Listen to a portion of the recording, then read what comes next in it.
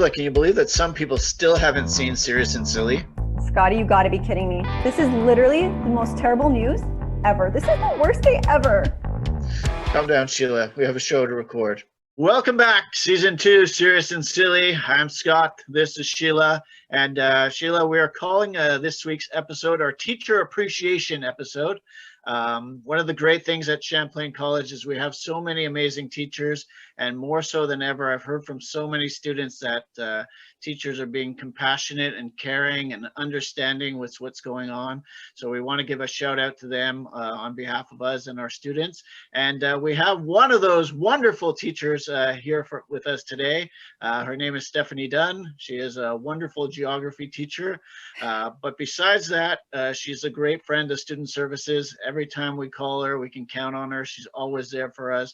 She's done so many amazing things at the college that we're going to get into in a couple of minutes. And we just want to say thank you, Steph, for coming. And how are you today? Yay, I'm great. I'm great. Thank you for having me. It's fun. Awesome, Steph. So there might be one or two students who don't know how wonderful you are. So can you just tell us a little bit about yourself? Okay. Well, as you said, I'm a geography teacher. I'm in the social science program. I'm also a Champlain alumni, which is something not a lot of people know. And I'm in my 14th year teaching at St. Lambert. So it's been a ride.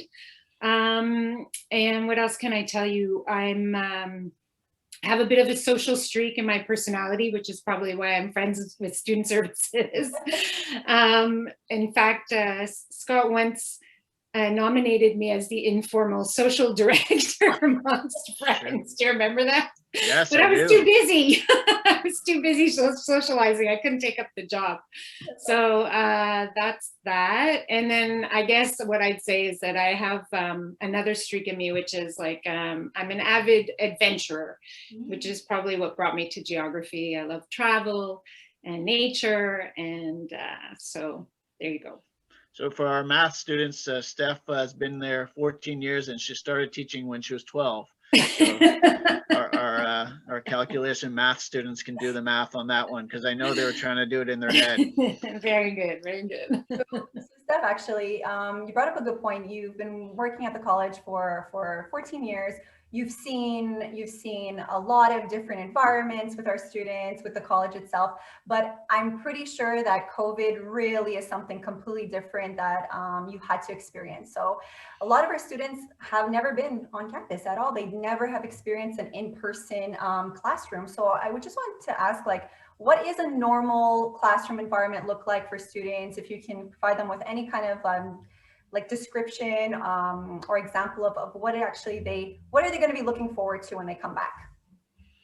Wow, let's hope above all else, like social connection and connectivity and proximity, all those things that we're not getting right now. Face-to-face learning, seeing each other's facial expressions and enthusiasm. So those are things that we get in the classroom that we don't necessarily, always get on Zoom or in any sort of other platform. I'd say that my most valued CEGEP memories are about exposure, right? Exposure and social connection. So I'm still really good friends with a lot of like a gang of girls from my CEGEP years. And my world got like infinitely larger when I went to CEGEP. The possibility, the topics, just the passion from the teachers. So I guess what students can expect is a different environment, and each classroom has its own vibe. It has different infrastructure. Different classes have small desks, some classes have tables and chairs, some are really big classrooms, some are small, some have windows, some don't. So there's like the infrastructure, but most importantly, it's kind of the connections and the learning, the discussions, the exchanges, all of that stuff that each teacher and each set of students within the classroom kind of bring together. Mm-hmm. So I know that's a bit of a teacher answer, but perfect. Yeah. So what you're saying, Steph, is you do exist outside of a 2x2 box. You're a real person. I do. I don't live here. She's a real person and a real teacher, and she lives out. She comes outside of the 2x2 box sometimes. Yeah. Before I get to the next question, Steph, I just want to shout out as you being our first guest to ever wear the Serious and Silly T-shirt during our interview. So thank you for repping us. And I love it. It's a great T-shirt. I don't know if you can really see it, but yeah, there you guys are. Famous. Like I said, Steph, you're involved in so many things. One of the things you used to be involved in, and I guess the reason I'm asking this question is we also at Student Services like to talk about learning outside the classroom. And Right. you were a member of the World Studies Nicaragua trip for a long time. And I want you to share maybe some of your experiences there and why outside the classroom learning is important as well. Mm-hmm. Yeah, well, I guess it comes back again to this idea of exposure. The more a student, the more anyone travels in the world, the more exposed they are to difference, and to be able to work on that difference and be an advocate for change, right? So that's one thing. But the other thing is that, like, the trips that we've done, we call them service learning trips for a reason, or sometimes people call them learning service trips. But the idea is that you're learning how to be of service to the rest of the world. We live a very privileged existence. We don't, the lifestyles that we live are in the minority in the world. And so these trips are a chance, an opportunity for students to see how most of the world does live, and to see the effects of things like climate change or inequality or social justice issues around coffee picking or chocolate, for instance, or, I'm just picking those ones off the top of my head, but there's so many.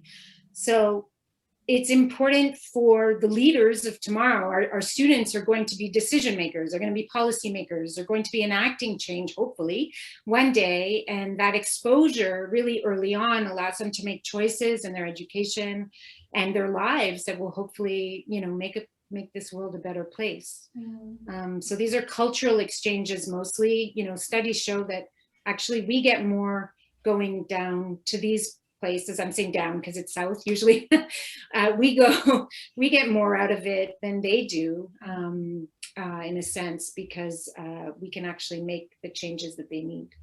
And do you have a favorite memory, a personal memory of any of those trips that you took? Oh man, there's so many. I think I went 5 years with the students. There's many other teachers who've been also, because the program was running for about 12 years. Nicaragua was in civil unrest right now on top of COVID. So we had to cut the trip a couple of years ago, and hopefully it'll come back.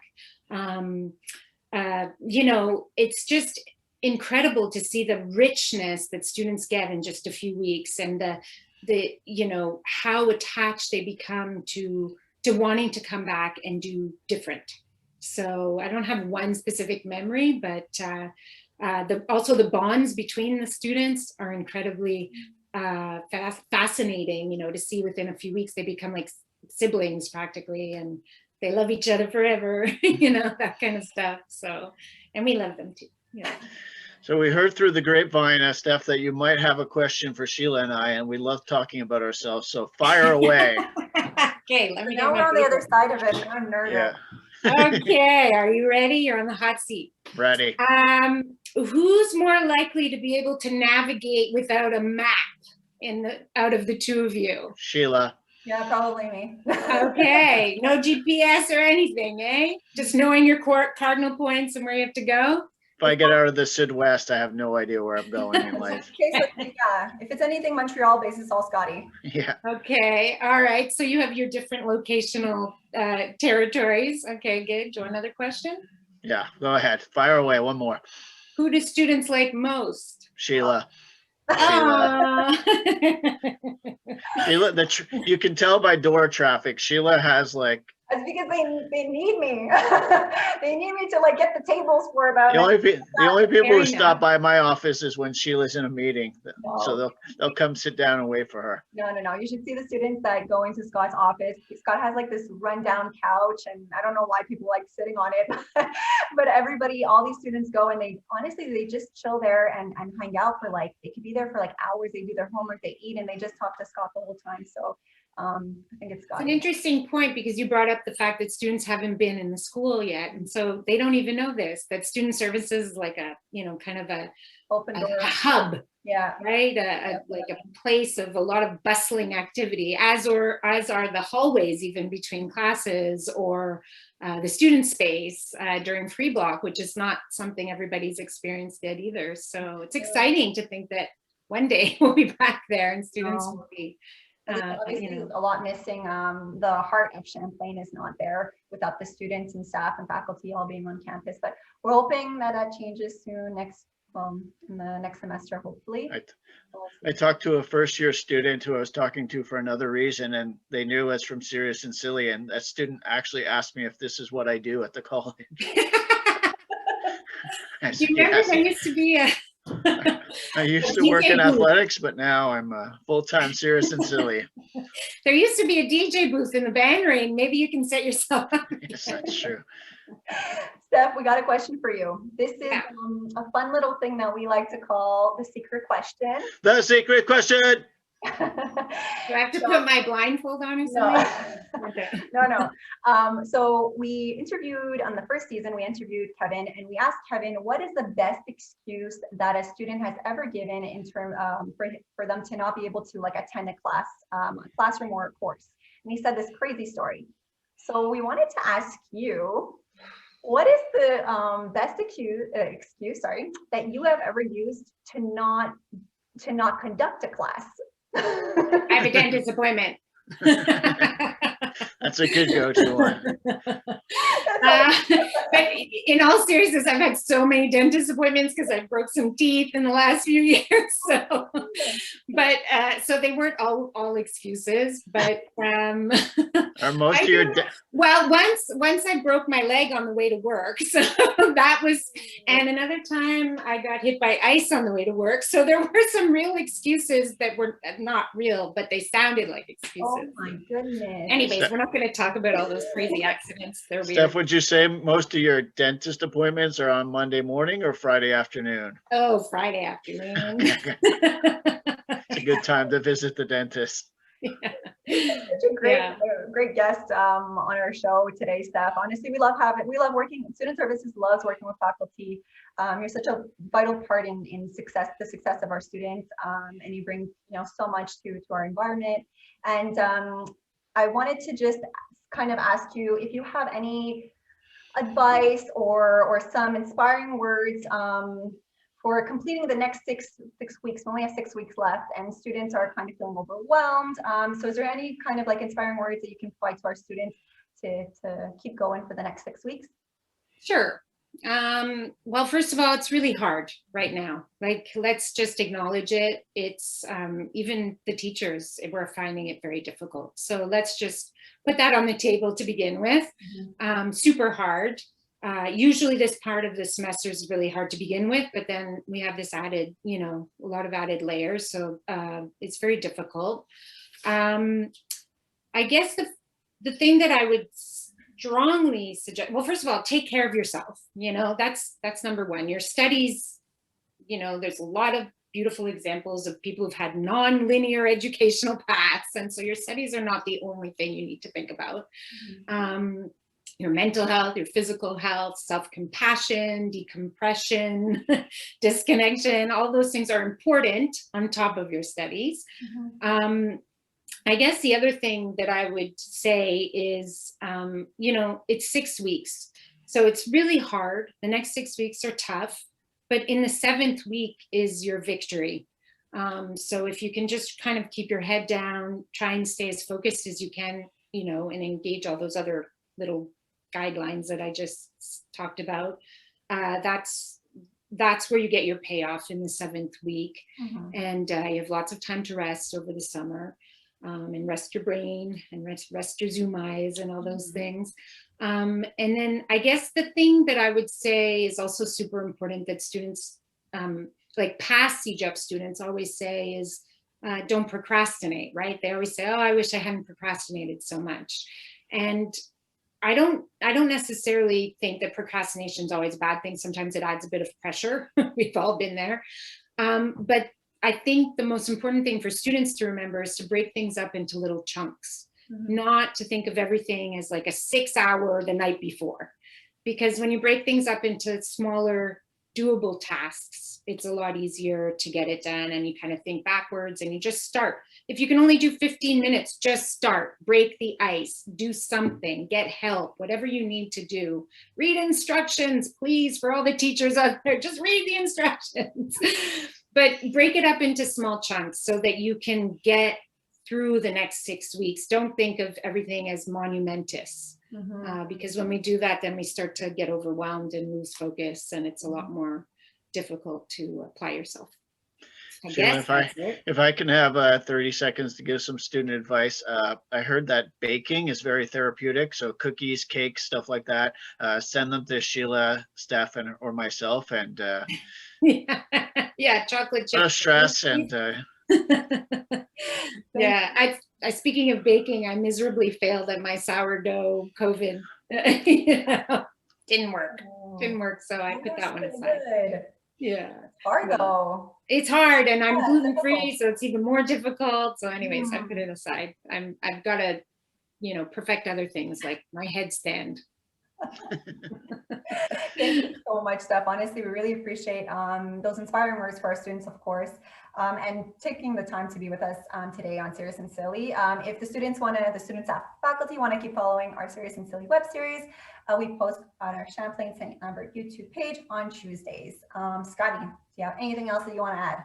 No, just bake. Send us the baked goods. And Stef, since we have about 30 seconds left, I see that painting behind you that is just really, really nice. And I heard it's a local artist. So do you have a 30-second shout out? It is. I'll shout out to Michel Lachance.